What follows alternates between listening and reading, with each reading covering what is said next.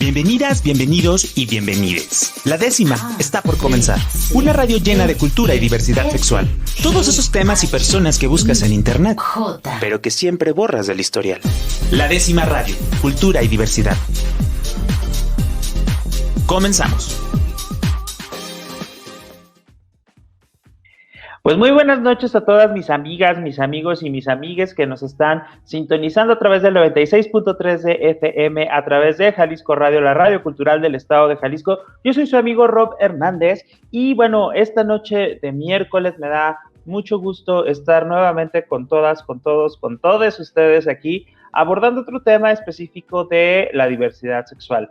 Y el día de hoy traemos un tema que poco se habla, que muchas veces ignoramos o no lo tenemos presente, y que invité a un experto antropólogo que pues ha estudiado el tema no solo en libros, sino que ha vivido un proceso de inmersión para conocer cómo es que viven estas personas. Y bueno, el tema del que vamos a hablar es de la representación de la homosexualidad en grupos indígenas, específicamente en las comunidades nahuas, y para ello pues invité a Jorge Venegas, que es antropólogo y escritor, que ya tengo un ratito conociéndolo, para que nos platique pues sobre su estudio, que él fue por ahí a vivir, a hacer un estudio antropológico a la sierra de San Luis Potosí. ¿Cómo estás, Jorge?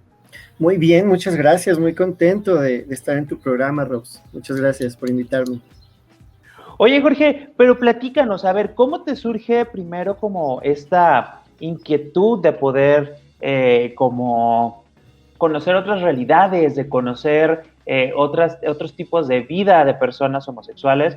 Porque pues por lo general vemos que son un grupo que por lo general es invisibilizado, y que bueno, si hablamos también del ámbito gay en específico, más allá del LGBT, pues bueno, se rompen todos los patrones, todos los cánones, todos los estereotipos sociales que se buscan dentro de el gay de revista americano que luego muchas personas aspiramos a ser, y pues nos damos cuenta que hay otro tipo de realidades, otro tipo de vidas, y en específico en este grupo de hombres que viven. De entrada, la pregunta primero sería, ¿viven su sexualidad y cómo la viven? Pero platícanos, ¿qué fue lo que te llamó la atención? ¿Cómo te interesó empezar a abordar este tema? Bueno, en realidad yo creo que viene también con un proceso de madurez en que no solamente crecí como persona. Cuando estaba en la licenciatura hice una tesis sobre un estudio comparativo entre Colombia y México, más específicamente entre Bogotá y San Luis Potosí, que bueno, Bogotá es una capital y San Luis Potosí pues es provincia, ¿no? Pero en ese entonces eso era lo que yo tenía a mi alcance, en donde hice un estudio sobre familias en diferentes estratos socioeconómicos, tanto en México como en Colombia, y el proceso de aceptación de una persona no heterosexual o diversa. Cuando entré a la maestría, yo quería hacer el mismo estudio, pero en la ciudad de San Luis Potosí, enfocándome en la población migrante indígena diversa y no heteronormada. Mi directora de tesis... A ver, vuélvenos a repetir eso, porque de repente son como muchos términos que los empezamos a conocer, los empezamos a identificar por separado, pero al momento de que nos los pones todos juntos en una frase, es como un poco de, a ver, ¿cómo? Bueno, cuando digo no heteronormado, me refiero como una persona que no se adscribe a un concepto de género, a una categoría de género, por así decirlo, como heterosexual. Pero tampoco podemos dilucidar que las personas homosexuales que pertenecen a una comunidad de origen, en este caso una comunidad indígena, se adscriban al concepto de homosexualidad, tomando en cuenta que el concepto de homosexualidad muchas veces depende mucho pues, del entorno en que vivimos, urbanamente hablando, occidentalmente hablando. Siempre hay que dejar como espacio para que las personas que no pertenecen a nuestro entorno social, cultural, se describan o se adscriban como una forma distinta. Entonces, partiendo de eso, era como, quiero saber cómo se percibe la homosexualidad en las comunidades indígenas de mi estado natal, que es San Luis Potosí. Oye, que si de entrada, pues vemos que el concepto de homosexual pues tiene diferentes connotaciones. Ya no te vayas tú en diferentes ciudades, en diferentes países, en diferentes colonias, incluso en comunidades dentro de una misma ciudad, Claro. puede tener diferentes autopercepciones, incluso hasta en la misma familia, vamos, ¿no? Hermanos que son homosexuales pueden tener una autopercepción completamente diferente y que luego creemos que, o queremos como generalizar, ¿no? Y decimos los gays, las lesbianas, los homosexuales, como si fuera una masa homogénea, ¿no? Y que, pues bueno, vemos que tiene como esta diversidad. Y dentro de eso, es que eso se me hace como muy valioso de tu propuesta, de tu estudio, que no solo es que tratas de ver como la diferente perspectiva, sino que dentro de un mismo espacio delimitado, urbano, etcétera, sino que es como en un completo lugar diferente como es una sociedad o una comunidad indígena. Completamente.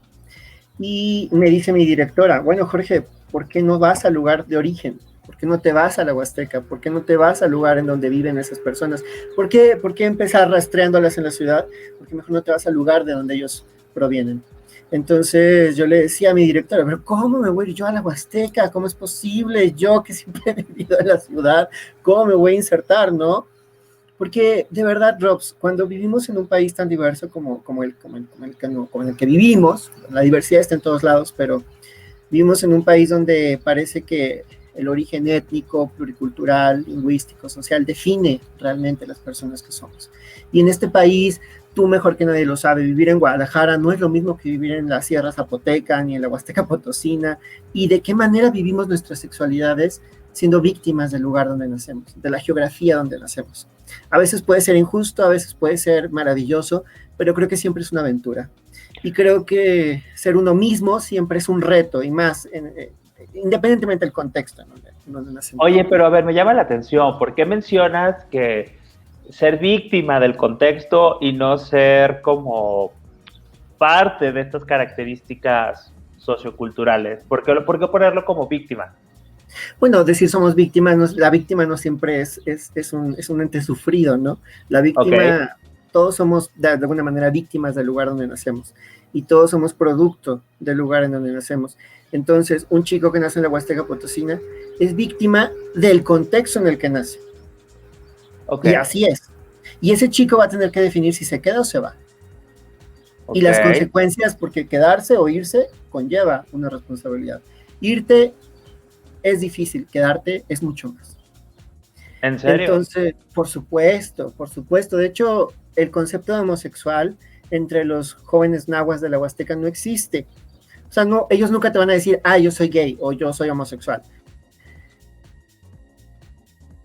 Ellos te van, y más enfocándonos más en las comunidades nahuas de la Huasteca en San Luis Potosí, se les denomina cihuatzis. Y cihuatzi en náhuatl quiere decir mujercita. Okay. Esa es la realidad. En el sistema de parentesco o organización social, si hablamos como antropológicamente hablando, independientemente, el hombre puede mantener relaciones sexuales con una mujer y con un hombre, pero mientras él procrea una familia, mantenga una casa, tenga hijos y sea proveedor, él va a seguir siendo hombre. Si él tiene relaciones sexuales o sentimentales con otro hombre y no se casa y no tiene hijos y no genera una especie de importancia masculina dentro de la comunidad, él va a ser un cihuatzi. Ok, entonces vemos que también estas comunidades indígenas también están muy impregnadas como de este machismo que de repente lo asociamos a una cultura más, aquí en México una cultura más del charro, del hombre bragado, de Tebas, pero que nos damos cuenta que este tipo de acciones se reproducen de diferentes maneras, pero también en otras comunidades. Y en esa parte, Jorge, ¿cómo empezaste? ¿Cómo fue tu primer acercamiento? Dijiste, bueno, ya, me voy. ¿Qué fue lo primero? O sea, ¿qué fue lo primero con lo que te topaste al momento de llegar y decir, wow, esto va a estar más fácil de lo que pensaba o esto va a estar más complicado de lo que pensaba? Sí, siempre fue muy complicado. En realidad tomar la decisión de ir nunca fue fácil, pero me acuerdo perfectamente ese verano del 2014 en que me subí al autobús en la noche desde la ciudad de San Luis Potosí hasta Tamazunchale, que es el confín de la Huasteca Potosina, donde hice mi tesis. Y lo primero que recuerdo en la madrugada es escuchar a dos señoras hablando náhuatl y sentirme completamente ajeno al contexto. Yo soy potosino, ellas son potosinas, pero veníamos de dos mundos distintos. Uno puede ir a la Huasteca con sus amigos, nadar, aventarse a las cascadas, hacer un camping, pero eso no es vivir la Huasteca Potosina. O sea, yo estaba abriendo una puerta que nunca antes había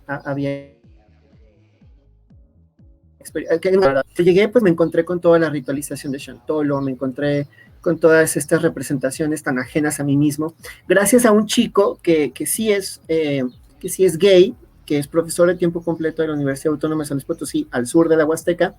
Él me introdujo con sus alumnos, que provenían de comunidades indígenas. Hablé con ellos, les dije, muchachos, esto va a quedar entre nosotros, yo quiero que ustedes colaboren conmigo para hacer un estudio. Me ven en tal salón, les prometo que no voy a develar sus identidades. Y así se fueron acercando los chicos poco a poco. Algunos me invitaron a sus comunidades, otros participaron un par de entrevistas y después prefirieron no seguir, obviamente por el acoso y por el miedo. Y fue entonces que decidí irme a una comunidad náhuatl, vivir allí por tiempo indeterminado y empezar a explorar entre la gente, entre los muchachos y sus familias, el origen del concepto de la homosexualidad. Y lo que vino después pudo ser duro, pero también fue muy productivo, Robs. Nunca se había hecho una tesis sobre la homosexualidad en la Huasteca Potosina. ¿Y sabes qué es lo más triste? Que recuerdo a un antropólogo, del cual no voy a decir su nombre porque es famoso. Y me dijo, no puedo. Y este antropólogo me dijo, fíjate cómo el machismo está inclusive dentro de las ciencias sociales. Me dijo, oye Jorge, ¿tú eres homosexual? Y yo le dije, bueno, sí. Me dice, entonces, ¿por qué haces una tesis sobre homosexuales? Y yo, ¿y qué tiene? Y me dice, porque los homosexuales antropólogos no pueden estudiar a algo que se parece a ellos mismos. Y le dije, oye, tú eres heterosexual y te lo has pasado haciendo estudios sobre familias. Le digo, a mí no me vengas con esas cosas. Y me dijo, además de todo, ¿tú cómo sabes que hay homosexuales en la Huasteca? Y le dije, perdón. Dije, yo sé que hay homosexuales así como usted y yo estamos sentados ahorita mismo aquí. Me dice, pues no lo puedes saber. Y yo, o sea, tú me estás diciendo que la gente tiene que ser heterosexual en promedio y que puede haber lugares donde no exista gente diversa o no heteronormada. Me dice, pues sí. Eso me lo dijo un antropólogo, Robs. O sea, yo también tuve que destruir machismo, paredes, tuve que derribar muchas cosas para hacer esta tesis. Oye, pues Laura, le mandamos un saludo a este antropólogo famoso para que vea que después de este resultado que obtuviste de haber vivido con ellos, digo, no solamente fue tu titulación de maestría, sí fue de maestría, ¿verdad? Fue de maestría. De maestría, digo que aparte tienes un libro donde narras todo este proceso también, que más adelante vamos a hablar de tu libro, que hablas de este proceso de vinculación para tus tesis, tanto de Bogotá como en la Huasteca Potosina, pero qué fuerte y qué importante, ¿no? Que mencionas, es la única tesis en temas de homosexualidad en comunidades nahuas y que pues alguien lo tenía que hacer, de San Luis Potosí, y que alguien lo tenía que hacer y que alguien no solo tenía que como abrir el tema para la discusión, sino que también pública, sino que también a lo mejor de manera interna, de romper todos estos tabús que luego creemos que con las personas que tienen más títulos, estudios, etcétera, pues van a ser como más receptivas a estas, y antropólogos más, van a estar como más receptivos a este otro tipo de realidades y pues te das cuenta que pues no. Pero, ¿qué te parece, Jorge? Porque por ahí sé que hay como en las comunidades náhuatl de San Luis Potosí hay una celebración, hay una festividad donde se les permite a los hombres vestirse de mujer de manera pública, pero cuando en realidad te gusta, pues por ahí te encierran y te castigan porque como te gusta no lo puedes vivir. Pero no me cuentes, vamos a un corte comercial, estamos aquí en La Décima Radio. Yo soy su amigo Rob Hernández y el día de hoy tenemos aquí a Jorge Venegas y nos está hablando sobre la representación de la homosexualidad o de los gays en las comunidades indígenas náhuatl de San Luis Potosí. Y bueno, pues es muy interesante acercarnos y conocer la experiencia de vida que tuvo él al convivir con todas estas personas. Yo soy su amigo Rob Hernández y estamos aquí en la décima radio en el 96.3 de FM. Regresamos. La décima radio. Cultura y diversidad sexual para todas, todos y todes. Continuamos. La décima radio. Cultura y diversidad sexual para todas, todos y todes. Continuamos. Estamos de regreso aquí en la décima radio. Yo soy su amigo Rob Hernández y aquí estamos echando el chisme rico, el chisme padre, el chisme diverso, pero el día de hoy estamos conociendo otras realidades hasta San Luis Potosí con Jorge Venegas, un antropólogo que viene hoy aquí a la décima radio a platicarnos pues su experiencia al estudiar la representación de la homosexualidad o de los gays en las comunidades indígenas náhuatl de San Luis Potosí. Y por ahí estábamos platicando de cómo incluso a ti, Jorge, al plantear este estudio, pues también te tocó abrir mentes y defender tu objeto de estudio ante otras personas y que, bueno, pues encontraste varias cosas interesantes. ¿Cuánto tiempo pasaste en la Huasteca? Fíjate, estuvimos 8 meses ahí. 8 meses. Sí, y después me fui a escribir la tesis a España, curiosamente. Luego te abren nadie es profeta en su tierra, ¿verdad?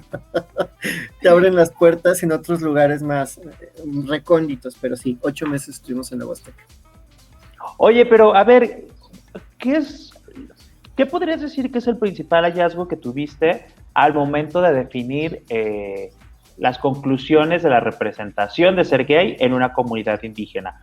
Porque creo que pues luego nos imaginamos toda esta parte folclórica, por decirlo de alguna manera, sobre las personas indígenas, estos trajes tradicionales, coloridos, etcétera. Pero la verdad es que en el día a día, pues es una comunidad como cualquier otra, ¿no? O sea, y con sus asegúnes, pero ¿cuál fue como la parte de la representación que te llamó más la atención al momento de finalizar este estudio? Mira, pasa una cosa, en San Luis Potosí hay 3 etnias de origen, están los Tenec, los Huastecos y los Nahuas. Los Tenec son los que portan este vestido colorido, el quesquemet, como todo este folclore, como mucho más vistoso. Los Nahuas, pues ya no, en su vida diaria ya no utilizan un traje típico como lo hacen los Tenec en el norte del estado. Por lo tanto, son quizá, no me atrevería a decir, quizá menos tomados en cuenta por los antropólogos, porque hace no mucho tiempo, pues el antropólogo hacía que la tesis del venado azul, del huichol, del peyote, entonces los nahuas quedaban relegados. Uno de los hallazgos más grandes, Rob, fue descubrir el ritual de Chantolo, las fiestas del Día de Muertos del 2 de noviembre, que tienen diferentes connotaciones alrededor de nuestro país. No obstante, en San Luis Potosí, en el sur de la Huasteca Potosina, pasa algo muy peculiar, y es que el género se deconstruye, se transforma la forma en que percibimos el género. La mujer deja de ser mujer, el hombre deja de ser hombre, a través de un ritual que es complejo, que es largo, que es extenso, y el hombre se convierte en lo que se denominaría un huehue, o un cole, que son estas representaciones del hombre femenino, es un hombre con máscara, con busto, con ropa de mujer, que ya no utiliza su voz, sino hace como sonidos guturales, vocales, y va por la comunidad bailando y danzando. Esto es algo que pertenece a las representaciones más antiguas de las celebraciones del Día de Muertos. No obstante, en la Huasteca Potosina pasa algo. La comunidad homosexual, sobre todo en las cabeceras municipales, empieza a adherirse a este ritual y apropiarse de este ritual. Entonces los chicos ya no utilizan la máscara, sino que ya confeccionan sus vestidos, los hacen más entallados, se ponen pelucas, siempre con motivos de la Huasteca Potosina que evocan el maíz, la muerte y diferentes formas simbólicas de la Huasteca. Lo que pasa en las cabeceras municipales es muy diferente a las comunidades nahuas. En las cabeceras municipales, que son mayormente mestizas, hay más aceptación de la homosexualidad. Inclusive está el certamen de señorita Chantolo, que es un hombre vestido como mujer, que representa la fiesta del Día de Muertos y que gana dinero. Pero en las comunidades nahuas no es así, Robs. En las comunidades indígenas el hombre sigue vistiéndose como mujer, pero no porque esté relacionado con la homosexualidad, sino como parte del ritual de transformación y de fiesta. Ahora, ¿qué pasa con los muchachos con los que yo participé? A ellos, como huastecos, ellos aman su región, tienen un sentido de pertenencia muy fuerte con su región, pero resulta que los padres, al momento de notar que no son heterosexuales, pues no les permiten participar. Y eso genera una frustración muy grande en ellos. Chicos que llegaron a comentar que los encerraban porque el padre le decía, y el hermano, es que tú disfrutas vestirte de mujer, tú no puedes participar en la fiesta, y los encierran. Oye, una pregunta, a ver, pero entonces, no sé si conoces un poco cuál es el objetivo de esta festividad de Chantolo, o sea, el momento de construir los géneros en esta celebración. No sé si cuál era como el objetivo central, como de construir esto, para ver cómo se relaciona o no con esta parte de los padres de, a ver, pues sí, este es el objetivo, a lo mejor de conocer, de sensibilizar, de, no sé, pero como tú lo disfrutas y te gusta, pues a ti no te toca. Claro. En el Chantolo de la Huasteca Potosina, Robs, existen diferentes personajes, no nada más el de la mujer, que es la vieja. Existe el comanche, existe el cole, existe el huehue. O sea, un hombre no se tiene que disfrazar únicamente de mujer, pero sí tiene que adoptar uno de los personajes. Es decir, un hombre puede disfrazarse de diablo, puede disfrazarse de cole, que son las diferentes representaciones de la fiesta, pero no tiene que ser específicamente una mujer. La cosa es que las personas no heterosexuales pues siempre optan por el personaje de la mujer. Y eso pues evidentemente es notado por los padres, por los jefes ejidales. Ahora, la historia aquí esa es la fiesta. Ahora, de 10 muchachos que yo entrevisté para sus historias de vida, jóvenes nahuas indígenas de la Huasteca Potosina Sur, 4 de ellos habían sido abusados sexualmente, incluso por mujeres, por sus familiares, y vendidos dentro de la comunidad por sus familiares mismos. Entonces, esa es una violación a los derechos de estos chicos. Y luego ellos creen que por esta razón son homosexuales. Nosotros sabemos que no siempre es así. Uh-huh. Y después pasa algo. A mí un muchacho me dice, oiga, yo me voy a ir de aquí porque yo no quiero acabar como Juan. Y yo le digo, bueno, ¿y quién es Juan? Toma en cuenta que estoy cambiando los nombres por cuestiones de identidad. Entonces me dice, Juan falleció, vivió entre los 80s y 90, en la década de los 80 y 90. Él era Cihuatzi, no hablaba español, cortaba flores cerca de la comunidad, las vendía en la comunidad y la gente le aventaba al piso la comida porque no querían compartir los platos con él porque pensaban que se iban a contagiar de homosexualidad. Juan, lo más curioso de la historia es que él era abiertamente homosexual, Cihuatzi en este caso, y mantenía relaciones con hombres heterosexuales dentro de la comunidad. Entonces, esto era repudiado por las mujeres, por supuesto, amas de casa, esposas, qué sé yo. Cuando llega el día de Chantolo, los juegos pirotécnicos, los tíos, primos, la familia, ponen los juegos pirotécnicos frente a la choza de Juan y la incendian con él adentro. Wow. Entonces, yo ahí me pregunto, Robs, ¿y dónde estaba el gobierno? ¿Y dónde estaban las instituciones? ¿Y quién hizo algo? O sea, ¿quién habló? ¿Quién denunció? ¿Qué se hizo? No se hizo absolutamente nada. Él sobrevivió al incendio, pero murió eventualmente de tuberculosis y evidentemente con quemaduras. Entonces, esa es la realidad que pasa en las comunidades nativas o indígenas de nuestro país, Robs, y nadie hace nada. Porque de alguna manera lo están normalizando, ¿no? Decir, bueno, a los homosexuales está bien que se les haga esto. No sé, me estoy como echando ideas al aire, pero lo que mencionas es muy grave, ¿no? Porque no se respetan los derechos humanos de las personas. Y bueno, si en la ciudad, si en las ciudades capitales progresistas, las llamadas gay friendly, siguen sucediendo muchas atrocidades, al menos se supone que hay como instituciones que te ayudan, que velan por ti, que te respaldan. Ahora, en estas comunidades alejadas, en la sierra, donde pocas veces ponemos atención como ciudadanía de qué es lo que está sucediendo ahí, pues es más fácil que sucedan todo esto, y más si, como lo mencionas, también se vive con una sociedad machista tan intrínseca como lo mencionas. Claro. Y bueno, también hay que notar una cosa. Aquí él ni siquiera aparecía en los registros, no tenía una credencial para votar, no tenía presencia, no tenía servicio de salud. Una comunidad que no hasta hace mucho tiempo fue comunicada por caminos terrestres. Bueno, pasaban muchas cosas, Robs. Pero de que hay trabajo, hay trabajo. En este país hay una lucha, tiene que haber una lucha, tiene que haber un trabajo mucho más amplio para comunicar, para llevar información, para hacer mucho más visibles estas realidades, ¿sabes? Y creo que es una labor no nada más del antropólogo, sino de todos, porque este país, se dicen muchas cosas del país, pero la verdad nunca se tocan estos temas. ¿Sabes qué es lo más curioso? Y yo creo que de la experiencia de haber hecho este estudio, me llevo eso. La Huasteca no es lo que te pintan, así como muchas veces las realidades no son lo que te pintan. Y a esto me refiero con ser víctimas de la geografía donde nacemos. ¿Qué hubiera pasado si Juan hubiera nacido en Ciudad de México, hubiera nacido en la capital de San Luis Potosí? Su vida hubiera sido muy distinta. Pero nació en Nahua, no es bilingüe, imagínate.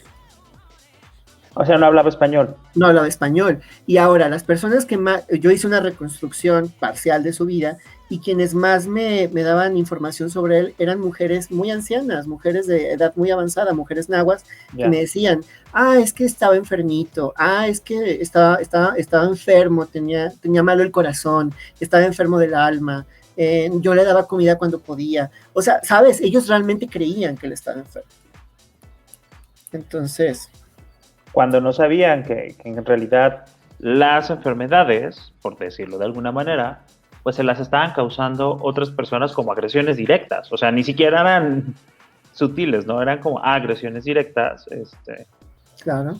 Hace poco me invitaron a dar una charla sobre el VIH y pasaba lo mismo, ¿no? Que había chicos que hablaban del condón, del tatuaje, de la profilaxis, de lo que todos sabemos ya. Pero nadie nunca habla de cambiar la cultura, Robs. Nadie habla de cambiar la mente, porque si la cultura no cambia, no cambia nada. Y yo les decía, hay cosas mucho más graves que el VIH, y es la ignorancia y la segregación social. Y si eso no cambia, el VIH va a seguir allí, y no va a haber poder humano que destruya el dolor y el sufrimiento de miles de personas que lo padecen. El padecimiento, Robs, en gran medida es social y es cultural, y eso tiene que cambiar. Está muy fuerte lo que nos mencionas, digo, tú que pudiste vivir ahí. ¿Cómo fue el proceso de entrevista con estos 10 chavos? O sea, ¿te tuviste que hacer como amigo de ellos? ¿O cómo fue como...? Sí, estuvo muy curioso porque bueno, para que la gente me diera entrevistas, yo tenía que hablar así. Uno tiene que hacerlo. Cuando quieres información, tienes que adaptarte al lugar a donde vas.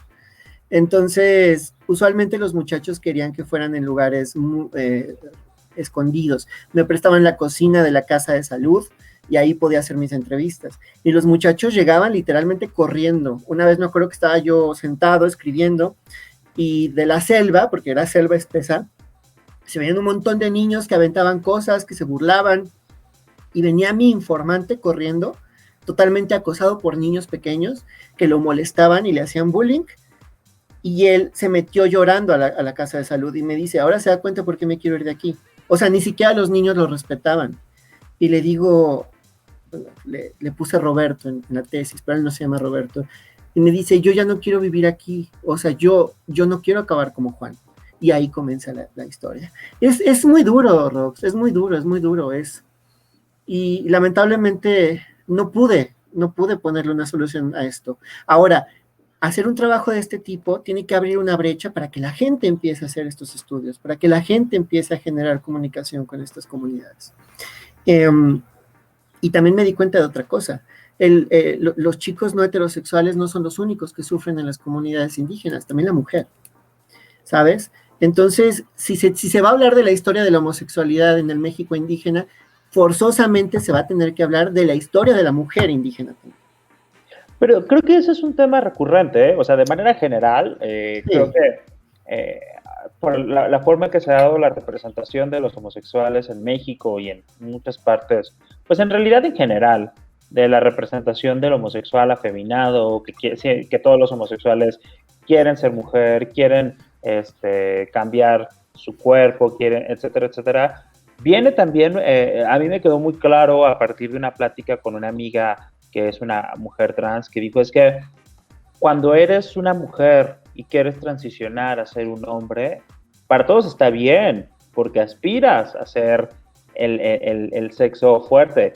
Cuando eres hombre y quieres transicionar o empiezas tu transición a mujeres, ¿por qué quieres dejar todos tus privilegios? O sea, dice, entonces desde ahí empezamos a vivir esa misoginia porque nos vemos afeminados, porque la gente cree que el ser homosexual es signo de querer ser mujer, comportarse con mujer y ser tratado como mujer, cuando la feminidad y la masculinidad no tienen nada que ver en muchos casos con la orientación sexual, que eso es algo que sí es muy importante recalcar. Puede haber hombres con orientación sexual homosexual y que su comportamiento está catalogado dentro del comportamiento masculino, ¿no? Que es cuando la famosa frase que dicen, ay, pero no se te nota, y hasta lo dicen como si fuera un logro, ¿no? De las personas, y que dices, pues no, o sea, tampoco es como...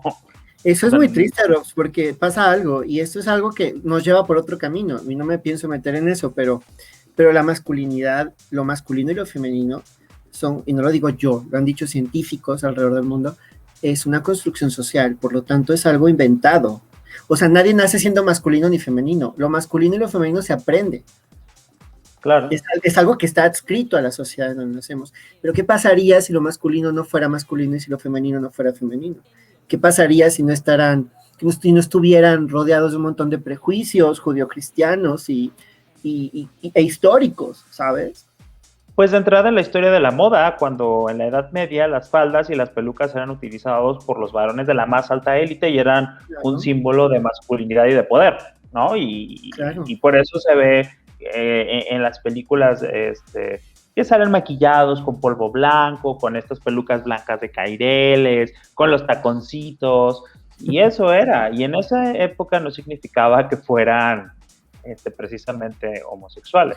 No, y sabes una cosa, Robs, que también yo siempre pienso, ojalá el ser humano se permitiera vivir más ampliamente su sexualidad, explorarse más, quitarse todos estos prejuicios. Al final creo que la homosexualidad, la sexualidad es casi inacaparable, es tan amplia, Robs, pero creo que uno de los daños más grandes que yo veo, sobre todo en la homosexualidad urbana, occidental, es justamente que el prejuicio del machismo también está presente en la comunidad LGBTQ+, ¿sabes? O sea, hombre que dice, ¿para qué estar con un hombre femenino si puedo mejor estaría con una mujer? ¿Qué tontería, ¿sabes? A mí me sigue pareciendo un discurso como de hace 70, 80 años, ¿sabes? Y gente de nuestra edad, ¿sabes? Hasta más chica. Claro. Yo creo, Robs, que aquí hay mucha chamba. Lo que necesitamos es medios, formas, vínculos, maneras de empezar a allanar con nuevas perspectivas. Hablando quizá honestamente. Oye, y para poder como retomar un poco de el tema de la homosexualidad en las comunidades indígenas, ¿cuáles podrías decir que al finalizar, y ya con la experiencia de años después, de haber vivido en otras circunstancias y en otras sociedades, ¿cuáles son como las 2, 3 cosas que más te sorprendieron o que más te han dejado algún aprendizaje a lo largo del tiempo de haber vivido, experimentado de cerca con estas personas? Quizá lo que más me ha sorprendido es quizá el daño que nos ha hecho la dominación masculina. Creo que la dominación masculina, más bien creo, me corrijo un poco, Robs, creo que hay muchas formas de hacerle daño al ser humano, muchas formas de herir a alguien, Pero yo creo que cuando se ataca la dignidad, la identidad y la cultura de un ser humano, ese es un daño irreversible, Ros. Eso es algo de lo que no te curas. Cuando afectas, cuando dañas y cuando atacas la identidad de un ser humano, es como si lo mataras, ¿sabes? Y eso es eso es quizá lo más duro. Y lo suscribo, porque todos los seres humanos, o sea, todas las personas que nacimos en los 80s, 90s, que vivimos en esa época, fuimos testigos de cómo desdibujaban a una persona porque era distinta. En el colegio, en las aulas, en las calles, todos fuimos testigos. ¿Y sabes qué pasa? Que no hicimos nada. Y yo creo que eso es algo, es quizá la gran enseñanza de haber hecho este trabajo en la Huasteca, porque es un lugar donde nadie hace nada, donde nadie dice nada. Oye, ¿y ahí no encontraste como alguna luz o alguna persona que tuviera como la intención de comenzar a luchar por los derechos de estas personas? ¿O crees que es una situación que pues de cierta manera se va a postergar debido a este machismo que viven? En realidad no se posterga, porque demográficamente la región está cambiando a partir de las necesidades, por así decirlo, de la diversidad. Pero sí creo, Robs, que la mujer va a pasos adelantados. O sea, ya de hecho en Axtla de Terrazas, muy cerca de donde hice mi tesis, está la Casa de la Mujer Indígena, que son mujeres licenciadas en Derecho, licenciadas en Psicología, mujeres que ya, financiadas por el gobierno del Estado, tienen una casa de difusión de derechos, donde ellas ya promueven: no dejes que te golpeen, no dejes que te dejen encerrada, no te cases esta niña. Estas mujeres ya están cambiando la región, estas mujeres empoderadas, licenciadas, estudiadas, ya doctoras incluso algunas. Estas mujeres, pero ven por ellas, ¿sabes? O sea, allí no se toca el tema del homosexual. Algún día, Robs, alguien va a tener que generar un colectivo en las comunidades nahuas y allí las cosas van a empezar a cambiar. Se necesitan espacios, se necesita valentía, se necesita, pues ahora sí, gente que se atreva a desafiar la estructura, porque el machismo en las comunidades nahuas sigue imperando. Entonces, sí veo rayos de luz.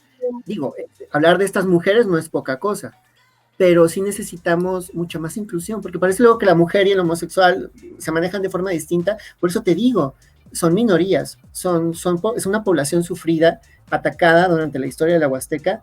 Pues empezar a generar conexiones, Ross.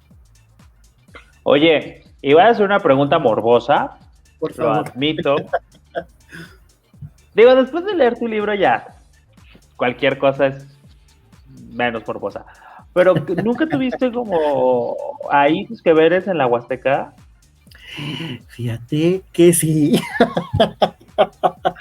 Oigan, a ver, no, esperen, entonces vamos a un corte comercial aquí en la 10ª Radio y regresando, Jorge nos va a platicar sobre su experiencia en la Huasteca, pero no solo eso, sino que también nos va a platicar sobre las experiencias que vivió alrededor del mundo en un libro que escribió y que acaba de publicar que se llama ¿A tientas abriendo puertas?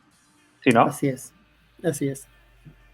Entonces, vamos, regresamos y aquí joteamos en la 10ª Radio a través del 96.3 de FM. Yo soy su amigo Rob Hernández y el día de hoy estamos con Jorge Venegas hablando de la homosexualidad en los indígenas y regresamos. La 10ª Radio. Cultura y diversidad sexual para todas, todos y todes. Continuamos.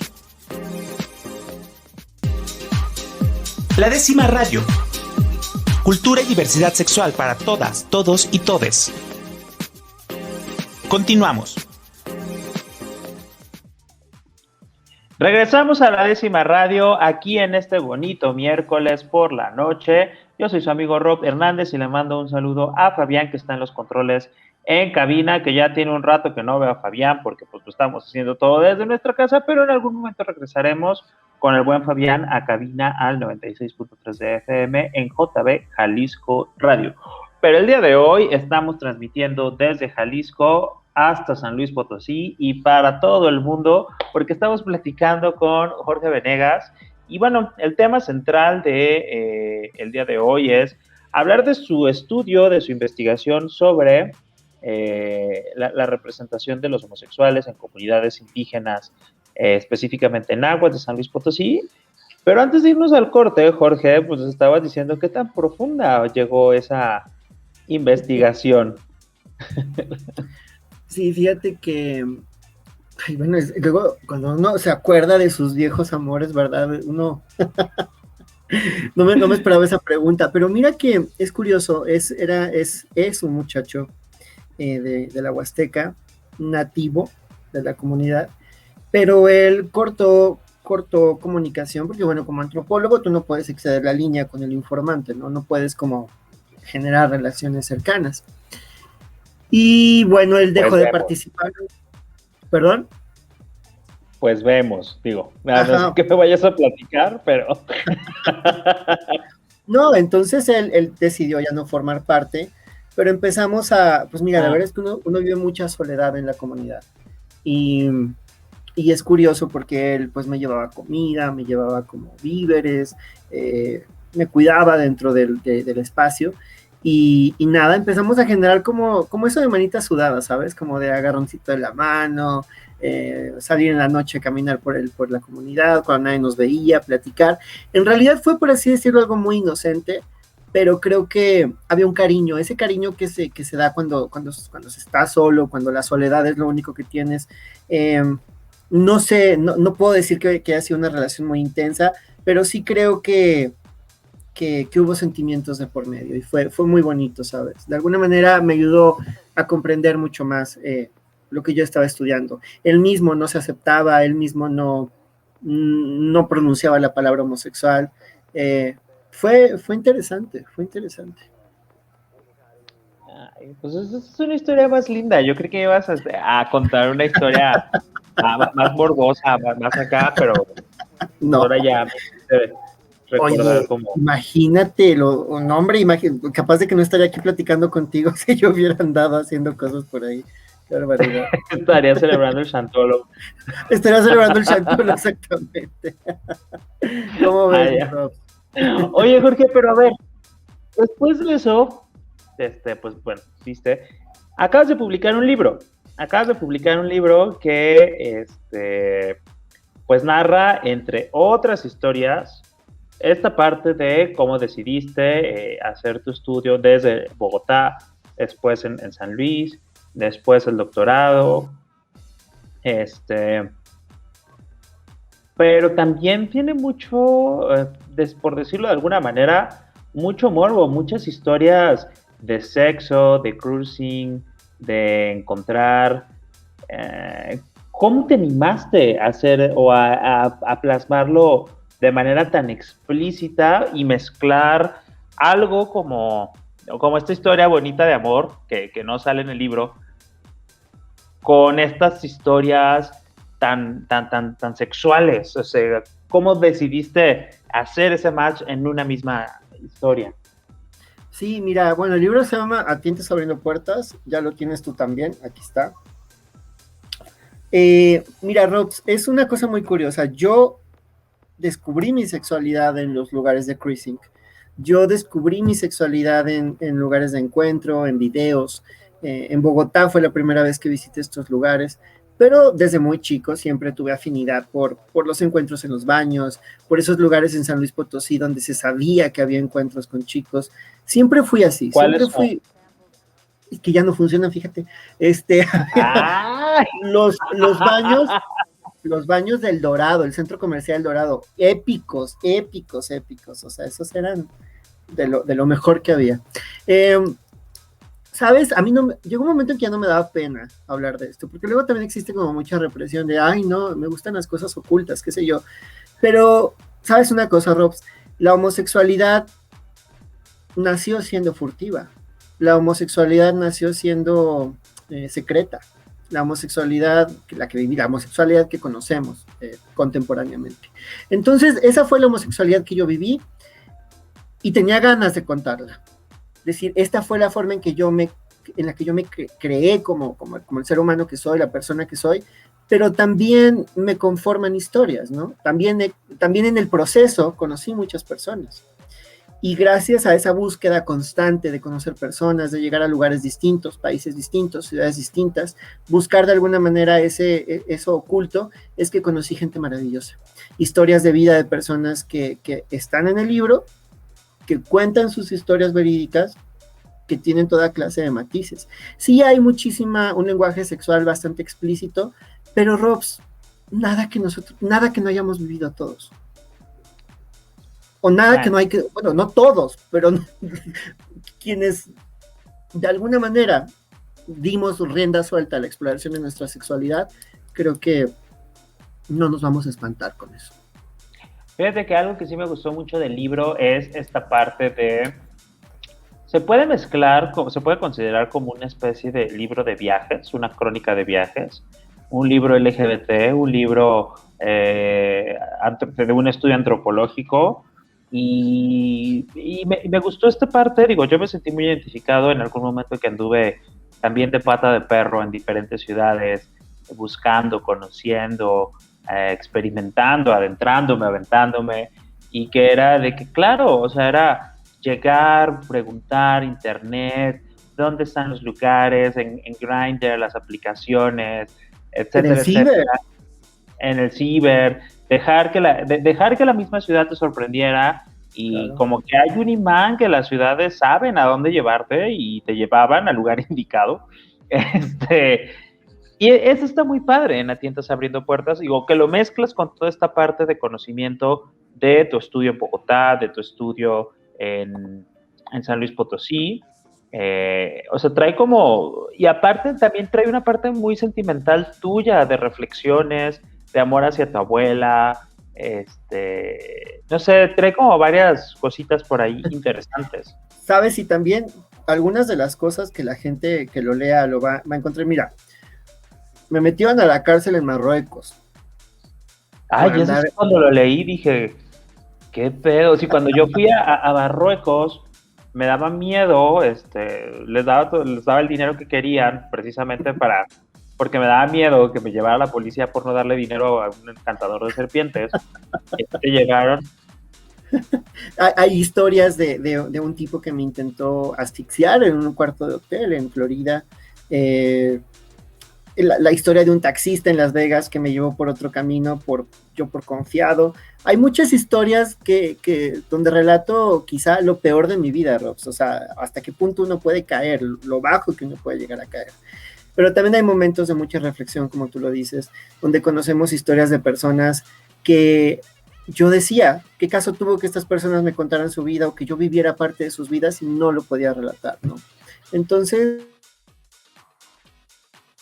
ahí está el libro y no sé el alcance que tenga ni para dónde vaya, pero era una necesidad que yo tenía de contar mi historia, porque te voy a decir una cosa, todos tenemos una historia que contar, Robs, todos, que no la queramos contar o nos dé pena o demás, eso es otra cosa, pero todos tenemos una historia que contar y esa es mi historia, o esa es mi versión de mi búsqueda desde que tengo 20 años de buscar las representaciones sociales de la homosexualidad, y creo que en eso se resumiría. Y es un libro de viajes, claro, porque están inmersos muchos países, muchos contextos, muchos lugares que pueden llevar la mente a volar y a vivir otras experiencias, ¿sabes? Ay, y es una historia también de un amor tóxico sufrido, perdón que lo diga de esa manera. Yo me desesperaba mucho con esa historia de Samir. Samir, Dios mío, Samir. Ajá, que yo decía, ¡ay, ya déjalo, ya! Oye, vamos a ver para que lo compre, mira. Ahí este libro, o sea, la verdad es que yo decía, o sea, tanto viajar, tanto vivir y engancharte con una persona que no sabe lo que quiero, que no se atreve a ser sí misma. No les estoy dando spoiler, pero... Oye, Robs, o sea, ¿qué lo terminaste? Ya. Y no me habías dicho. Por eso te escribí, claro que te estaba contando. Ay, la verdad es que me enoja mucho la historia de Samir. O sea, la verdad, es como de, ay no, te va a dar unos corrones. Cuando uno quiere a alguien, la verdad es que esa es la cosa. Cuando quieres a alguien, lo quieres como es. Así de sencillo. Pero a mí algo que no me quedó claro es, ¿en qué momento le agarraste tanto cariño? O sea... si tú estás en un elevador en Islandia que se echa a perder y te quedas encerrado con alguien 1 hora, algo tiene que pasar, ¿no? Ay, sí, pero es 1 hora, o sea. Digo, no sé, es muy respetable, yo lo hablo desde mi contexto y desde mi perspectiva, que a lo mejor Claro. pues si hubiera pasado algo, pero tú sí te enamoraste y te fuiste literal. Muchísimo. Y ¿cómo me pude haber enamorado de un musulmán, de un hombre con tantos conflictos? Es muy duro. Y sabes una cosa, y que es lo peor del caso, que lo sigo queriendo. No, y está bien, y es muy válido, o sea, pero... Sí, lamentablemente uno no se enamora de la gente que debería, o de quien le conviene. Uno se enamora de una manera inesperada. Y eso pasa, sabes, que la historia con Samir nunca fue fácil, pero escribirla fue una especie como de sanar también el proceso, ¿sabes? De entender cómo el Islam, y lo digo a voz de todas las personas homosexuales que he conocido en países islámicos, de verdad, ahí está, se sufre la geografía, se sufre el contexto, no es fácil. ¿Perdón? Eres víctima del contexto. Exactamente. Yeah. Si hubiera nacido en el contexto de Samir, quizá yo sería igual. O quizá te hubieras atrevido a romper esos obstáculos que te impedirían ser feliz a ti mismo, ¿no? Como Sunday, que tuvo que tomar una decisión, me quedo, me voy, si me quedo me muero, mejor me voy. Exacto.